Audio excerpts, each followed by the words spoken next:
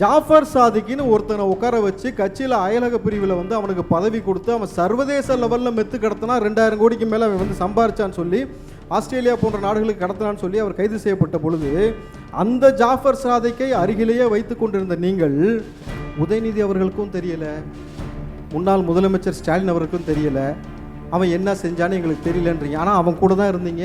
அவன் தான் உங்களுக்கு படத்துக்கு ப்ரொடியூஸ் பண்ணுறதுக்கு காசு கொடுத்துருக்கிறான், செக்கு கொடுத்துருக்கிறான், பொக்கே கொடுத்துருக்கிறான், ஒரு குச்சி ஒரு குல்ஃபின்னு உதயநிதி அவர்கள்ட்டையும் கொடுத்தாரு, ஸ்டாலின் அவர்கள்ட்டையும் கொடுத்தாரு. உங்களுக்கு தெரியலன்னு சொல்கிறீங்க, இது வியப்பாக இருக்குது. ஞானசேகரன் இந்த பேர் நீங்கள் நல்லா கேள்விப்பட்டிருப்பீங்க. அண்ணா யூனிவர்சிட்டிக்குள்ளே போனவன் அவன் போனதுக்கு அப்புறம் பார்த்தீங்கன்னாக்கா அண்ணா யூனிவர்சிட்டிக்குள்ளே கேமரா வேலை செய்யலை, சுற்றி இருக்க பக்கம் கேமரா வேலை செய்யலை, அவன் வந்து கட்சிக்காரன் கிடையாது, அனுதாபின்னு சொன்னீங்களே தவிர அன்றைக்கு காவல்துறை கரங்கள் கட்டப்பட்டு பாதிக்கப்பட்ட பெண்ணின் தரவுகள் வெளியிடப்பட்டது. இது நீங்கள் இருக்கக்கூடிய பெண்களை மிரட்டுவதற்காக நீங்கள் செஞ்சீங்க திமுக என்று பகிரங்கமாக நான் குற்றம் சாட்டுறேன். அவரை தெரியுமா இவரை தெரியுமா, அவர் உங்களோடு இருந்தார், கஞ்சா. இன்னைக்கு வந்த செய்தி, சேலம் மாவட்டம் சங்ககிரி அருகே 12.5 கிலோ கஞ்சா கடத்திய தாவேகா நிர்வாகி பூபதி ராஜா. இப்போ இதுக்கு யார் பொறுப்பெடுத்துக்கிறது? ஏன்ட ஒரு பெரிய பட்டியலே இருக்கு, வாசிக்கட்டுமா நீங்க என்னெல்லாம் பண்ணீங்கன்னு. அதாவது அதனால தான் போதை வந்துடுச்சான். இப்ப இவங்க ஆட்சி வந்த பிறகு தூத்துக்குடி திருச்செந்தூர் அருகே ரூபாய் 72 லட்சம் மோசடி செய்த வழக்கில் தாவேகா நிர்வாகி ராஜா. அடுத்தது தூத்துக்குடியில் ஆன்லைன் லாட்டரி டிக்கெட் விற்ற தாவேகா நிர்வாகி ராம்குமார். ரைட்டா? அப்புறம் போதைப் பொருள் கஞ்சா கடத்தல் சேலம் சங்ககிரி அருகே சொல்லிட்டேன். அப்புறம் வேலூரில் ரூபாய் 1 லட்சம் கேட்டு மிரட்டிய தாவேகா ஒன்றிய செயலாளர் விஜயகுமார். ஓட்டுநருக்கு தலையில் வெட்டு தாவேகா நிர்வாகி. மதுரை சோழவந்தான் அருகே வாடிப்பட்டியில் அரசு பேருந்து ஓட்டுநரை பட்டாக்கத்தியால் வெட்டிய தாவேகா நிர்வாகி. செயின் பறிப்பு. எப்படி பாருங்க, எல்லாரும் எவ்வளவு பெரிய ஆட்கள், எளிய பிள்ளைகள். நாங்கள் மாற்றத்தை கொண்டு வந்திருக்கோம். ஆரணி அருகே லிப்ட் கேட்பது போல் நடித்து மூதாட்டியிடம் 3 சவரன் தங்கச் செயினை பறித்த தாவேகா பிரமுகர் கௌதம். இன்னும் இருக்கு, நிறைய இருக்கு. தாவேகா முன்னாள் நிர்வாகி, அவர் வந்து முன்னாள் நிர்வாகி 15 கோடி மோசடி செய்த. சார் பட்டியல் போட்டா நீங்க 1 மணி நேரம் தாவேகா நிர்வாகியுடைய சாதனைகள் மட்டும் நான் பட்டியல் போட்டுருக்கேன். கரப்ஷனை பத்திலாம் அவங்க பேசுறாங்க சார். சர்க்கரையை வந்து எறும்பு தின்றுச்சு, சாக்க கரையான் தின்றுச்சுன்னு சொன்ன கலைஞர் வழியில் வந்துட்டு திமுக வழியில் வந்துட்டு நீங்கள் வந்து இதை பற்றி பேசலாம். இன்றைக்கு அரசாங்க துறையில் நடக்கக்கூடிய ஊழல்கள் அத்தனையும் தொடர்ச்சியாக அளிக்கப்பட்டிருக்கு சார். இன்னைக்கு மரியம் வில்சனை பற்றி சார் சொன்னார், மாண்புமிகு அமைச்சர் அவர் மரியம் வில்சன் அவர்களை குறித்து அவருடைய வீடியோ பற்றிலாம் பேசலாமா சார்? அது தனிப்பட்ட பிரச்சனை சார். அதை கொண்டு வந்து அவங்க பர்சனல் லைஃப்பில் நடந்த விஷயத்தை கொண்டு வந்து நீங்கள் அரசியலுக்குள்ளே பேசுகிறீங்கனாக்கா நீங்கள் நாகரிகத்தை பற்றி எங்களுக்கு சொல்கிறீங்க. அப்போ அழகிரி அவர்கள், ஸ்டாலினோட அண்ணன் அழகிரி அவர்கள் ஸ்டாலினை பற்றி பேசுனதெல்லாம் பேசலாமா சார் உட்காந்து? அதெல்லாம் எவ்வளவு மோசமாக இருக்கும்னு உங்களுக்கு தெரியும்ல. ஆர் ராசா ஸ்டாலினை பற்றி பேசுனதை பற்றி பேசலாமா நம்ம? ஸோ தொடர்ச்சியாக இந்த வன்மத்தெல்லாம் விட்டுட்டு உங்களுடைய திமுக ஆட்சியில் 207 ஸ்கூலில் மூடிட்டீங்க. கவர்மெண்ட் ஸ்கூலில் மூடிட்டாரு உங்களுடைய நடிப்பு அரக்கன். படித்து சொன்னனே கேட்டியாடானாக்கா எல்லா ஸ்கூலையும் மூடி வச்சுருக்கீங்க. ஆனால் இன்றைக்கு எங்களுடைய மாண்புமிகு அமைச்சர், பள்ளிக்கல்வித்துறையுடைய அமைச்சர் ராஜ்மோகன் அவர்கள் அவர் வந்த பிறகு இந்த ரினிவலுக்காக வந்து கிட்டத்தட்ட 25 லட்சம் 30 லட்சம் சார் ஒவ்வொரு பள்ளிகளும் காசை வாங்கி குமிச்சதுக்கு பிறகு அந்த சுமையை அப்படியே நேரடியாக மாணவ பிள்ளைகள் மேலே செலுத்தி அந்த மாணவ பிள்ளைகளுக்கு எவ்வளவு பெரிய சுமையாக்குனதை ஒரே உத்தரவு மூலமாக நிப்பாட்டியிருக்கார் சார். கிட்டத்தட்ட அவர் ஏற்படக்கூடிய மாற்றம் இது ஒரு மாற்றம். ஆடு திருடிய வழக்கில் கைது செய்யப்பட்டு ஆதாரப்பூர்வமாக சிசிடிவி ஆதாரத்தோடு நிரூபிக்கப்பட்ட ஒருவரை இவங்க அரசு வழக்கறிஞராக நியமிச்சிருக்கிறாங்க. இப்போ அரசு வழக்கறிஞர் யாரு? ஆடு திருடியவர் அரசு வழக்கறிஞர். மாற்றம். சரியா? இதெல்லாம் கொஞ்சம் நீங்க வந்து பேசணும். அப்புறம் எனக்கு எவ்வளவு வேதனையா இருக்கு பாருங்க. டேட்டா ஒப்பீடு எதுல ஒப்பிடலாம் சார்? பொருளாதார வளர்ச்சி, நீங்க இவ்வளவு இருந்தீங்க, நான் இவ்வளவு இருந்தேன், அப்படி ஒப்பிட்டா அது மகிழ்ச்சி. பாலியல் வன்கொடுமைகள், குழந்தைகள் வந்து இவ்வளவு பாதிக்கப்படுறாங்களே, நான் கண்ணீரோட பேசுறேன். உங்க ஆட்சியில் எத்தனை பேர் தெரியுமா? எங்க ஆட்சியில் என்ன வாதம்? நீங்க ஒரு குழந்தை கூட பாதிக்க கூடாதுன்னு சொல்லி அதன் அடிப்படையில் வாக்கு கேட்டு ஆட்சிக்கு வந்தவர்கள். என் கேள்வி அது அல்ல. என் கேள்வி, பாதிக்கப்பட்ட குழந்தைய அவங்க அம்மாவுக்கு தெரியாம ஏன் எரிச்சிங்க? தமிழ்நாடா உத்தரப்பிரதேசமா? இதை கேட்டா உங்க ஆட்சியில் எவ்வளவு தெரியுமா? எத்தனை குழந்தை தெரியுமா? எங்க இதுவா டேட்டா? எதோட ஒப்பிடுறது சார்? ஒரு குழந்தை பாதிச்சாலும், அது திமுகவா இருக்கட்டும், அதிமுக இருக்கட்டும், தாவேகாவா இருக்கட்டும் சார், ஒரு குழந்தை பாதிச்சாலும் பாதிப்புன்னு பேசினா அது மனசாட்சி. இதுல என்ன புள்ளி வரும்? ரைட்டு.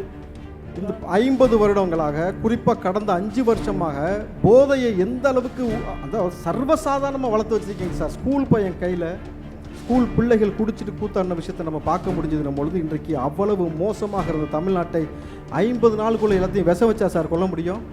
ஸ்டெப் பை ஸ்டெப்பாக எங்கேருந்து உள்ளே வருது அந்த லூப் ஹோலை அடைச்சிக்கிட்டே இருக்கிறார் தமிழ்நாட்டு முதலமைச்சர். அதற்கான சீரிய பணி தான் செஞ்சுட்டு இருக்கான்றதை உங்களுக்கு சொல்கிறேன். இது உங்களுக்கு மாற்றமாக நிச்சயமாக தெரியும்.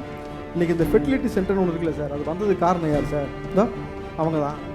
எல்லா வயலையும் குடிக்க போட்டு அவன் உடம்பு வந்து மழுங்கி போய் அவன் வந்து புத்தியும் வேலை செய்யாமல் அறிவு வேலை செய்யாமல் ஒரு பிள்ளைக்காக 16 பிள்ளைகளை சர்வசாதாரணமாக பெற்றுக்கிட்டு இருந்த தமிழ்நாட்டில் ஒத்த பிள்ளைக்கு பெற்றுக்கிறதுக்கு உடல் வலிமையற்று போய் நிற்கிறாங்க சார். அது ஒன்று. இப்போ டாஸ்மாக் கடையை நம்ம மூடிடுவோமா சார்?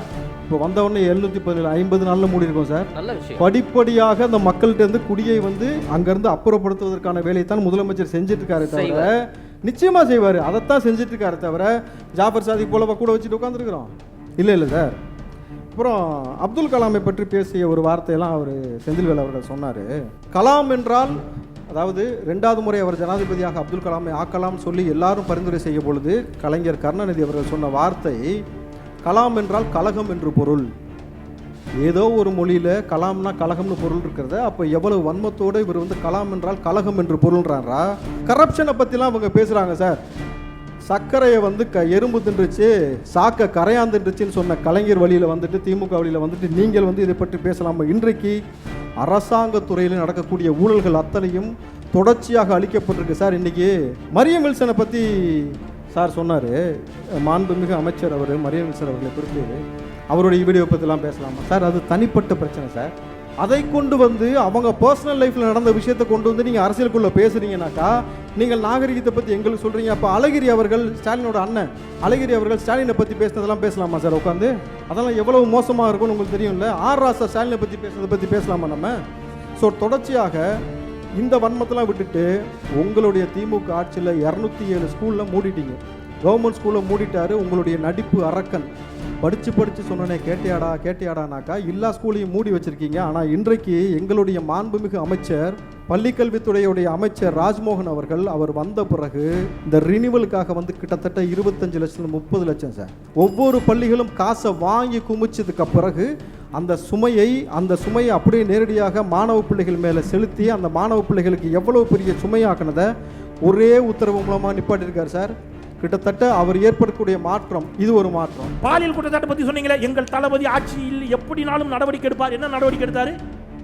தாய்மார்கள் தயவு செய்து மனசாட்சியோட பேசணும். விஜயை நீங்க நேசிக்கலாம், அது வேற.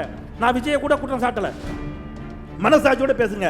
அந்த கட்சி தாவேகா நிர்வாகி, விஜய் ரசிகை, தாவேகா நிர்வாகி 2 பேர் வந்து வாங்க வேலை வாங்கி தரேன்னு கூட்டு போறான். குளிர்பானத்துல போதைப் பொருளை கலந்து மயக்கமடைய வைத்து அந்த பெண்களை பாலியல் வல்லுறவு செய்யறான். அவங்க நம்பிக்கையோட சொல்றாங்க, என்ன சொல்றாங்க தெரியுமா? இப்படி பண்ணிட்டீங்களாடா, இப்படி சீரழிச்சிட்டீங்களாடா, என்ன நான் அண்ணன் சரவணன் சொல்லி கொடுக்குறேன்டா. உங்களை சரவணன் யாருன்னு கேட்டீங்கன்னா அவர் ஸ்ரீவைகுண்டம் எம்எல்ஏ சரவணன் சொல்லி கொடுக்குறேன்டான்னு அந்த சகோதரி சொல்றாங்க. அதற்கு அந்த 2 பேர் சொன்ன பதில் என்ன தெரியுமா? வீடியோ இருக்கு, நான் சொல்லல, உரிமையில பேசலாம். அந்த சகோதரிகள் சொன்னது, கூட்டு வர சொன்னவனே சரவணன் தான். நான் என்ன கேட்கிறேன் சார், எல்லா கட்சியிலும் தப்பு செய்யறவங்க இருப்பான் சார். நான் திருப்பி சொல்றேன், திமுக 10 பேர் இருப்பான், அதிமுக 10 பேர் இருப்பான். நான் திறந்த மனதோட சொல்றேன், என்னுடைய நோக்கம் ஒண்ணே ஒன்று, நீங்க மாற்றம் தானே. அவர்களை தீய சக்தி என்று சொன்னீர்களே, நீங்கள் தூய சக்தி தானே. ஒரே ஒரு கேள்வி, அந்த எம்எல்ஏவின் மீது என்ன நடவடிக்கை எடுத்தீர்கள்? விஜய்கிட்ட எனக்கு இருக்கக்கூடிய ஒரே கேள்வி, அந்த எம்எல்ஏவின் மீது நீங்கள் நடவடிக்கை எடுப்பீர்கள் என்று உங்களுக்கு வாக்களித்த தாய்மார்களும் நம்பிக்கையோடு காத்திருக்கிறார்கள். நான் எங்களை விட்டுருங்க, திமுக அதிமுக விட்டுருங்க, நாம் தமிழர் விட்டுருங்க, உங்களை எதிர்க்கக்கூடியவங்களை விட்டுருங்க.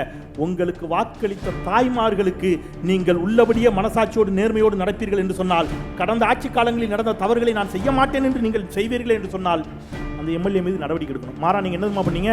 அந்த பெண்ணின் மீது நடவடிக்கை எடுத்து பெண்ணை கட்சியிலிருந்து தூக்கிட்டீங்க. என்ன லாஜிக்? அரசு பள்ளிகளை பற்றி பேசினாங்க. என்ன இன்னைக்கு வந்திருக்கிற செய்தி, 2 செய்தி. இடைநிற்றல் சுழியம், இது இன்னும் இந்த அரசு வந்து 60 நாள் தான் இருக்கு. எனவே இந்த பெருமை இந்த அரசுக்கு இல்ல, கடந்த அரசுக்கு. சரிங்களா? அதே சமயத்தில் இந்த அரசுக்கு ஒரு பெருமையை சொல்றேன். இன்றைக்கு விகடனில் வந்த செய்தி, 3 அரசு பள்ளிகளை மதுரை மாவட்டத்தில் உசிலம்பட்டியில் மூடி இருக்கிறது இந்த அரசு. அரசு பள்ளிகள் 3 பள்ளிகள் இன்னைக்கு வந்த செய்தி. நீங்க அரசு பள்ளிகளுக்கு என்ன, நீங்க யாரை பேசுறீங்க சார்? நீங்க நான் வந்து மாற்றம்னு ஒன்று சொல்றீங்க. அதை அண்ணன் பேசும்போது சொன்னார், ஒரு நடத்துனர் பாட்டிலுக்கு 10 ரூபா, பாட்டிலுக்கு 10 ரூபா பாட்டு பாடினார்ல. இப்ப பாட்டிலுக்கு எவ்வளவு தெரியுமா சார்? பாட்டிலுக்கு எவ்வளவு இப்ப 20 ரூபாய். மாற்றம், மாற்றம் எப்படி? 10 ரூபா 20 ரூபாய் இருக்கு. டெல்டாவில் என்ன சொன்னாரு? மூட்டைக்கு 40 ரூபாய். இப்ப மாற்றம் எவ்வளவு தெரியுமா? மூட்டைக்கு 60 ரூபாய். விவசாயிகள் பேசிய காணொலி இருக்குது. நான் வந்து மீண்டும் சொல்கிறேன், ஒரு நல்லாட்சியை தருவீர்களே என்று சொன்னால் மக்கள் உங்களை நம்பிய மக்களுக்கு நீங்கள் நியாயம் செய்பவராக இருப்பீர்கள். இல்லை என்றால் அந்த மக்களே உங்களை நிராகரிக்கும் சூழலும் ஜனநாயகத்தில் வரும். அதுதான் ஜனநாயகத்தின் பலம்.